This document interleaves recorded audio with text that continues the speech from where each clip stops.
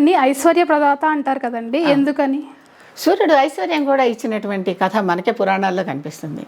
సత్రాజిత్తు అని సత్యభామ తండ్రి, కృష్ణుడికి మామగారు, ఆయన సూర్యోపాసన చేసి సూర్యుడి దగ్గర నుంచి శమంతకమణిని పొందాడు.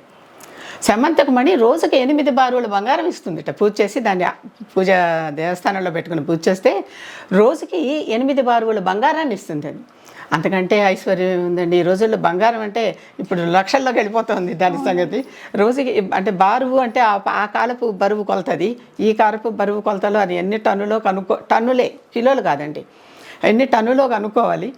అన్ని బారువుల బంగారం ఇచ్చేది కనుకనే రాజు దగ్గర ఉంటే రాజు ఆ ధనాన్ని ప్రజల కోసం ఖర్చు పెడతాడు అనే ఉద్దేశంతో ఈయన కూడా తన సొంతం కోసం అడగల. సత్రాజిత్తు కూడా స్వార్థపూరిత మనిషి కాదు. ఆయన కేవలం తనకి సూర్యోపాసన చేసి బాగా ధనం సమకూరితే తన ప్రజలందరినీ ఇంకా బాగా చూసుకోవచ్చు అనే ఉద్దేశంతోనే ఆయన అడిగాడు. అడిగినప్పుడు ఇచ్చాడు. ఇచ్చిన తర్వాత ఆ సత్రాజిత్తు కథ అంతా బోల్డ్ అంటుంది కదా. తర్వాత అది ప్రసేనుడి చేతికి వెళ్తుంది. తమ్ముడు ఆ మణి మెరిసిపోతూ ఉంటే దానిని చూసి మోహించి అదేదో మెడలో నెక్లెస్ లాగా వేసుకొని వెళ్ళాడు.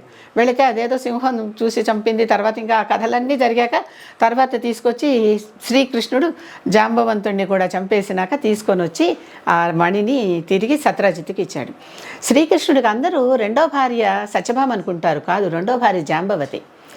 మొట్టమొదటి రుక్మిణిని చేసుకున్నాడు, రెండో భార్య జాంబవతిని చేసుకున్నాడు. తర్వాత తీసుకొచ్చి మణితో పాటు ఆ మణిని సత్రాజిత్తుకు అప్పచెప్తే సత్రాజిత్తు తన తప్పు తెలుసుకుని దీనిని నేను కాపాడలేను, నా తమ్ముడే తీసుకెళ్ళిపోతే నేనేం చేయలేకపోయాను, దీన్ని కాపాడగలిగే సమర్థత నీకు మాత్రమే ఉంది అని కూతురిని, కన్యకామణిని, ఈ మణిని, సమంతక మణిని రెండింటినీ కూడా తీసుకొచ్చి శ్రీకృష్ణుడి చేతిలో పెట్టాడు. శ్రీకృష్ణుడు అది కూడా తీసుకోకుండా సత్యభామ మీ నాన్న ఇచ్చాడు, ఇది నీదే, నీ ఆస్తే నువ్వే దాచుకొని ఆవిడకే ఇచ్చాడు, ఆవిడే కాపాడుకుంది దాన్ని. సరే, తర్వాత సమంతక మణి కథ ఇంకా వేరే ఉంది. కానీ సూర్యుడి ద్వారా మనకి ఐశ్వర్యం సమకూరింది అనటానికి ఇదొక ఉదాహరణ. సూర్యుడు ఏమి కోరితే అది ఇస్తాడు అనమాట. ఐశ్వర్యము అంటే మనకు సూర్యుడిని కోరుకుంటే మనకు ఐశ్వర్యం వస్తుందా, ఎలా అండి?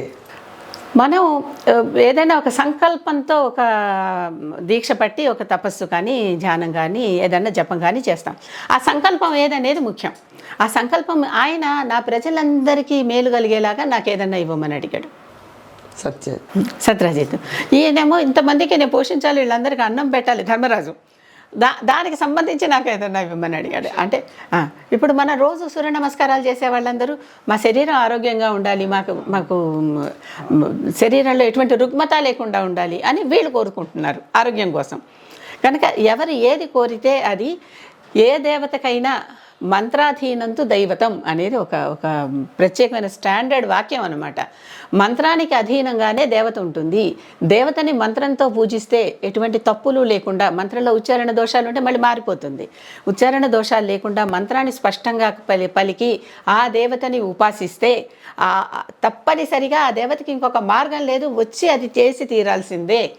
సూర్యుడు సంతానాన్ని ఇచ్చాడు కుంతికి, ఆవిడ సంతానం కావాలనే మంత్రం కోరింది అక్కడ సూర్యుడిని ధ్యానిస్తూ. అంటే ఎవరు ఏది అడిగితే ఇక నేను ఇంతకు మించి ఇంకొక మార్గం లేదు, నాకు ఇచ్చి తీరాల్సిందే అన్నాడు. మనం ఎప్పుడు సూర్యుడిని ఆరోగ్యం కోసమే కోరుకుంటున్నాము, కానీ ఐశ్వర్యం అని మనం వినలేదు, ఎప్పుడు విన్నాము, మర్చిపోయాము. సత్రజిత్తు కథ ఇవన్నీ విన్నారు కదా, సమంతకమణి కథ. చివరికి కృష్ణ తులాభారాలతో కూడా నా సమంతకమణి రోజుకి ఇంత బంగారం ఇస్తుంది, ఆ బంగారం అంతా పెట్టి కొలుస్తాను, తురుస్తాను కృష్ణుడిని అంటుంది కదా. కానీ విన్నాము, కానీ లింక్ చేసుకోవటం లేదు, అంతే.